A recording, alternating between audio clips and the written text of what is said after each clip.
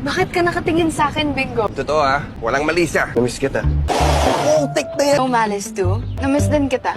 Habang naglalakad sila Irene at Snoop ay todo encourage ang binata na malapit na sila sa pupuntahan nila dahil naglakad silang dalawa. Nakikilig namang palihim si Irene kay Snoop dahil sa very protective ito para sa kanya. Sinabihan pa siya ng binata na iispluk na ng dalaga kaya tinanong niya kung anong ibig sabihin niya na ganamang paniliwanag ni Snoop na chismis sabay sinabi niyang ilabas na niya yung feelings ng dalaga na gumugulo sa isip niya. Agad namang tinanong na Irene kung paano alam ni Snoop na may iniisip siya na agad pinaliwanag ng binata na alam niyang may bumabagabag sa isip ng dalaga dahil tinanggap niya yung gulay na binigay niya sa kanya. Sabay sinabihan niya sa Irene na kung nasa katinuan ay malamang binatunan ni Irene yung gulay na binigay niya sa pagmumukha niya kaya tinanong niya ang dalaga kung bukod sa baby ay ano pang ibang gumugulo sa isip niya.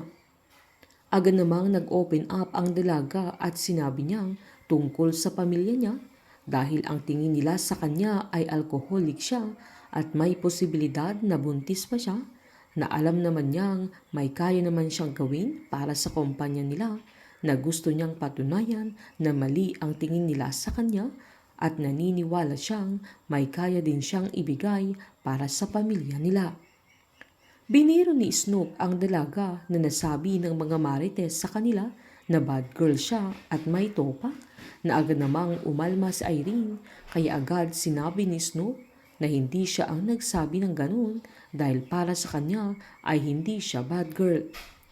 Dahil sa pagpapakita ni Snoop ng pagmamalasakit kay Irene ay unti-unting mababago ang pagkatao niya na nagagawa na din niyang unawain ang nararamdaman ni Snoop.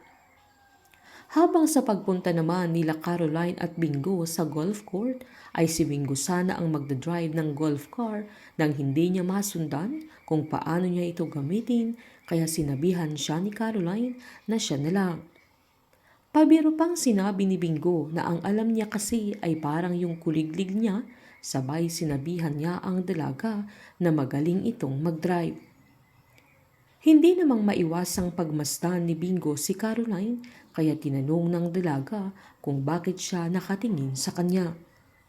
Pabirong sinabi ni Bingo na sasabihin niya yung totoo na walang mali siya na pinagmamasdan niya ang dalaga dahil na-miss niya ito kaya biglang naipreno ni Caroline yung golf car na parehas silang nagulat at nagreklamo pa si Bingo na nasaktan siya sabay humingi ng pasensya kay Caroline at nagpalusot pa siyang na-miss niya talaga ang dalaga yung ganong setup nila na na-miss niya itong kabanding.